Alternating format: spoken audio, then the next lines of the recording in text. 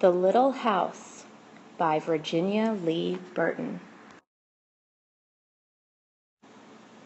Once upon a time, there was a little house way out in the country. She was a pretty little house, and she was strong and well built. The man who built her so well said, "This little house shall never be sold for gold or silver, and she will live to see our great-great-grandchildren's great-great-grandchildren living in her." The little house was very happy as she sat on the hill and watched the countryside around her. She watched the sun rise in the morning, and she watched the sun set in the evening. Day followed day, each one a little different from the one before, but the little house stayed just the same.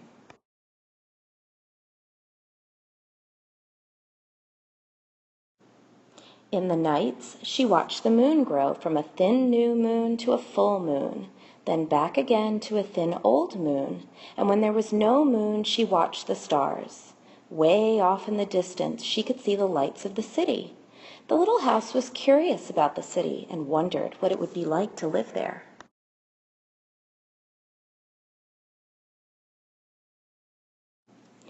Time passed quickly for the little house as she watched the countryside slowly change with the seasons.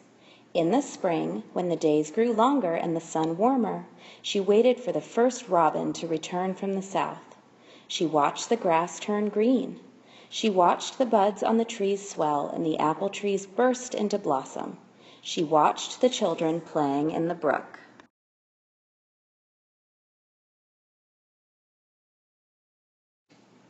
In the long summer days, she sat in the sun and watched the trees cover themselves with leaves and the white daisies cover the hill.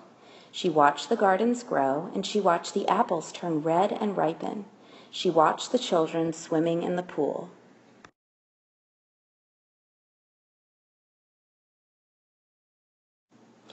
In the fall, when the days grew shorter and the nights colder, she watched the first frost turn the leaves to bright yellow and orange and red.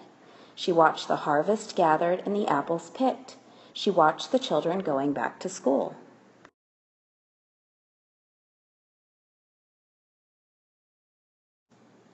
In the winter, when the nights were long and the days short, and the countryside covered with snow, she watched the children coasting and skating.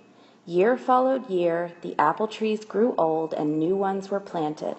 The children grew up and went away to the city, and now at night the lights of the city seemed brighter and closer.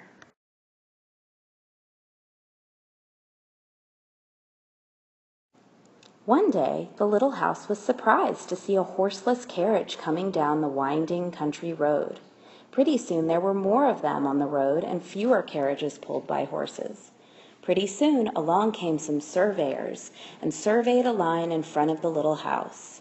Pretty soon along came a steam shovel and dug a road through the hill covered with daisies.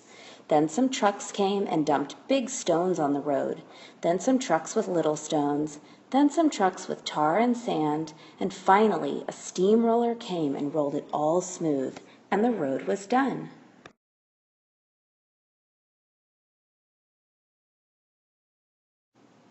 Now the little house watched the trucks and automobiles going back and forth to the city. Gasoline stations, roadside stands, and small houses followed the new road.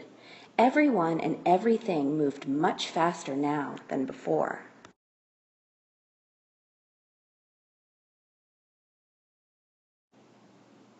More roads were made, and the countryside was divided into lots. More houses and bigger houses, apartment houses and tenement houses, schools, stores, and garages spread over the land and crowded around the little house. No one wanted to live in her and take care of her any more. She couldn't be sold for gold or silver, so she just stayed there and watched.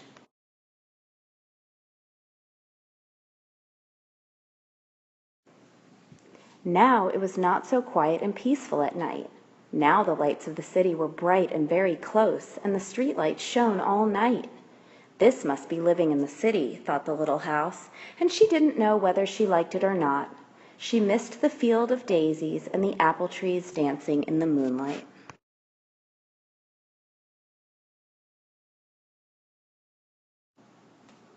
Pretty soon there were trolley cars going back and forth in front of the little house. They went back and forth all day and part of the night.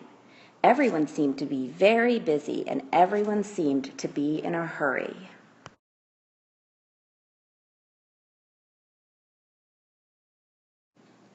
Pretty soon there was an elevated train going back and forth above the little house.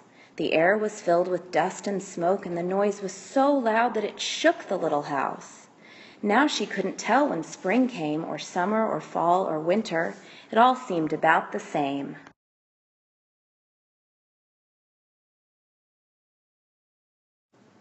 Pretty soon there was a subway going back and forth underneath the little house. She couldn't see it, but she could feel and hear it. People were moving faster and faster. No one noticed the little house anymore. They hurried by without a glance.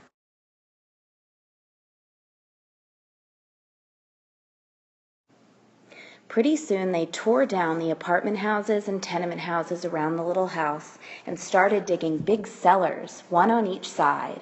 The steam shovels dug down 3 stories on one side and 4 stories on the other. Pretty soon they started building up. They built up 25 stories on one side and 35 stories on the other.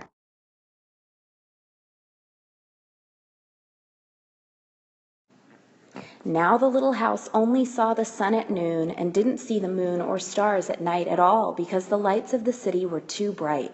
She didn't like living in the city. At night she used to dream of the country and the field of daisies and the apple trees dancing in the moonlight. The little house was very sad and lonely. Her paint was cracked and dirty. Her windows were broken and her shutters hung crookedly. She looked shabby, though she was just as good a house as ever underneath. Then one fine morning in spring, along came the great-great-granddaughter of the man who built the little house so well. She saw the shabby little house, but she didn't hurry by. There was something about the little house that made her stop and look again. She said to her husband, "That little house looks just like the little house my grandmother lived in when she was a little girl, only that little house was way out in the country on a hill covered with daisies and apple trees growing around."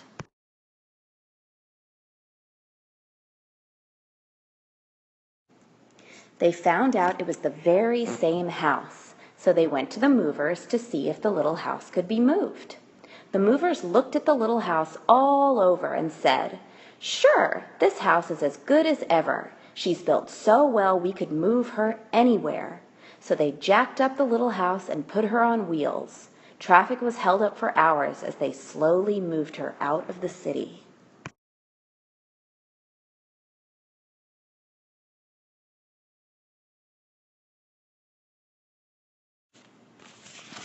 At first, the little house was frightened, but after she got used to it, she rather liked it. They rolled along the big road and they rolled along the little roads until they were way out in the country.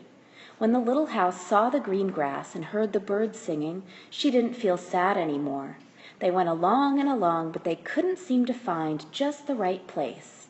They tried the little house here and they tried her there. Finally, they saw a little hill in the middle of a field and apple trees growing around. "There," said the great-great-granddaughter, "that's just the place." "Yes, it is," said the little house to herself. A cellar was dug on top of the hill, and slowly they moved the house from the road to the hill. The windows and shutters were fixed, and once again they painted her a lovely shade of pink. As the little house settled down on her new foundation, she smiled happily. Once again she could watch the sun and moon and stars. Once again she could watch spring and summer and fall and winter come and go. Once again she was lived in and taken care of. Never again would she be curious about the city. Never again would she want to live there. The stars twinkled above her. A new moon was coming up. It was spring, and all was quiet and peaceful in the country.